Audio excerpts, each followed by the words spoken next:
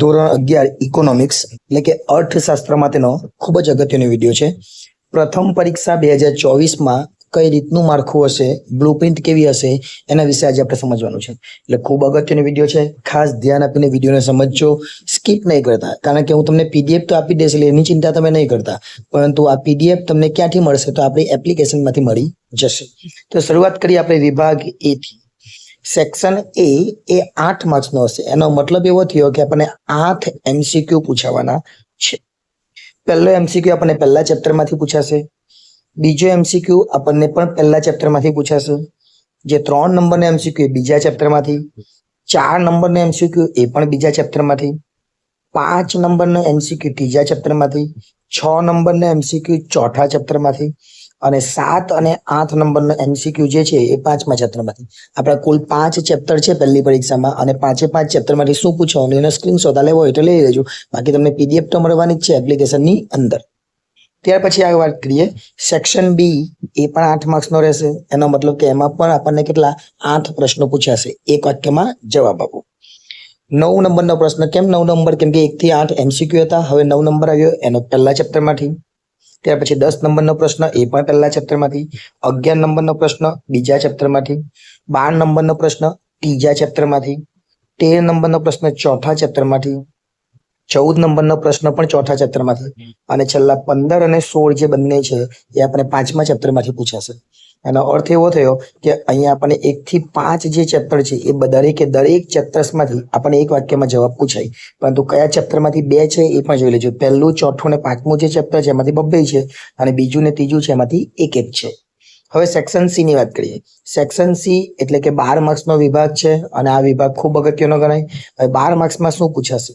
તો જે 17 નંબરનો પ્રશ્ન. કેમ 17 નંબર? તો કે વિભાગ એ માં 8 પ્રશ્નો, વિભાગ બી માં 8 પ્રશ્નો, એટલે 8 ને 8 16 ને આ 17 થયા.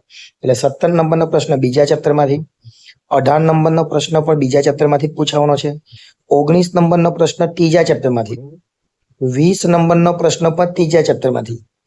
21 નંબરનો 5મામાંથી, અને 22 નંબરનો પણ 5મા ચેપ્ટરમાંથી છે. એનો મતલબ કે પહેલા અને ચોથા ચેપ્ટરમાંથી આપણે 2 માર્ક્સના પ્રશ્નો પૂછાતા નથી, એવું આ બ્લુપ્રિન્ટ કહે છે. એટલે આ જે ચેપ્ટર છે બીજું, ત્રીજું અને 5મું, એ દરેકમાંથી 2 પ્રશ્નો આપણને વિભાગ સી ની અંદર પૂછવામાં આવશે. વિભાગ ડી ની વાત કરીએ તો વિભાગ ડી આપણને 12 માર્ક્સનો રહેશે. એની અંદર કેટલા પ્રશ્નો એ જોઈ લઈએ. તો 23 નંબરનો પ્રશ્ન એ ચેપ્ટર નંબર 1 માંથી. 24 નંબરનો પ્રશ્ન એ ચેપ્ટર નંબર 3 માંથી, અને એની બાજુમાં ઓલ લખેલું છે. એનો મતલબ કે ત્રીજા ચેપ્ટરમાંથી 2 પ્રશ્નો પૂછાશે, તમારે 1 લખવાનો રહેશે. જે 24 નંબરનો પ્રશ્ન છે એ 24ના અથવામાં 24 હશે. એનો મતલબ કે 24ના અથવામાં જે ત્રીજા ચેપ્ટરનો પ્રશ્ન પૂછવાનો, એવા 2 પ્રશ્નો 24માં પૂછાશે, તમારે 1 લખવાનો રહેશે. 25 ની અંદર ચોથા નંબરનો પ્રશ્ન, એટલે કે ચોથો જે ચેપ્ટર છે એમાંથી 25 નંબરનો પ્રશ્ન પૂછાય. અને 26 છે એમાં 5મા ચેપ્ટરનો પ્રશ્ન પૂછાય. એમાં પણ અઠવા છે. એનો મતલબ કે 5મા ચેપ્ટરમાંથી 26 નંબરમાં 2 પ્રશ્નો પૂછાય. 26 ની અથવામાં 26, એટલે કે 5મા ચેપ્ટરમાંથી 2 પ્રશ્નો પૂછાશે, તમારે કોઈ પણ 1 લખવાનો રહેશે. અહીંયા ટોટલ આપણે જોઈએ તો 4 પ્રશ્નો છે. 4 પ્રશ્નો, 1 પ્રશ્નના 3 માર્ક્સ, એટલે 12 માર્ક્સનો આ વિભાગ થશે.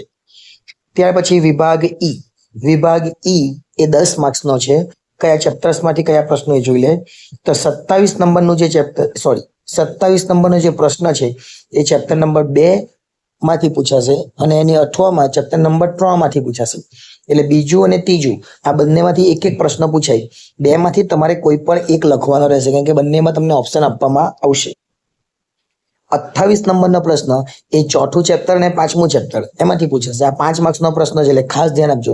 ચોથું ચેપ્ટર અને 5મું ચેપ્ટર, એટલે ચોથામાંથી 28નો પ્રશ્ન પૂછાય, એની અથવામાં 5મામાંથી પણ 28નો પ્રશ્ન પૂછાય, અને બંનેમાંથી કોઈ પણ 1 તમારે લખવાનો રહેશે. એટલે જોવા જઈએ તો કુલ 4 પ્રશ્નો છે, અને 4માંથી 2 લખવાના છે. એના 10 માર્ક્સ છે. હવે એના ગુણભાર જોઈ લઈએ કે પ્રકરણ મુજબ ગુણભાર કેટલો છે. તો સૌ પ્રથમ વાત કરીએ પહેલું ચેપ્ટર 7 માર્ક્સનું, બીજું ચેપ્ટર 12 માર્ક્સનું, ત્રીજું ચેપ્ટર 14 માર્ક્સનું, ચોથું ચેપ્ટર 11 માર્ક્સનું, અને 5મું ચેપ્ટર 16 માર્ક્સનું. ટોટલ સરવાળો કરી દેવાનો. 14 ને 16 30, ત્યાર પછી 12 ને 7 19, 19 ને 11 30, 30 ને 30 60 થાય છે.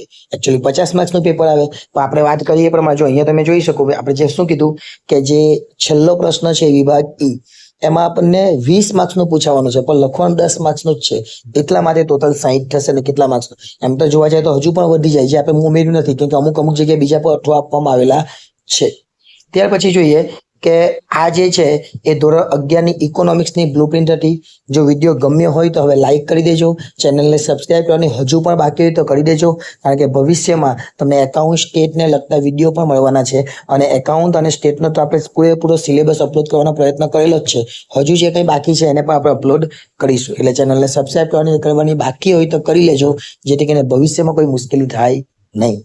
આભાર.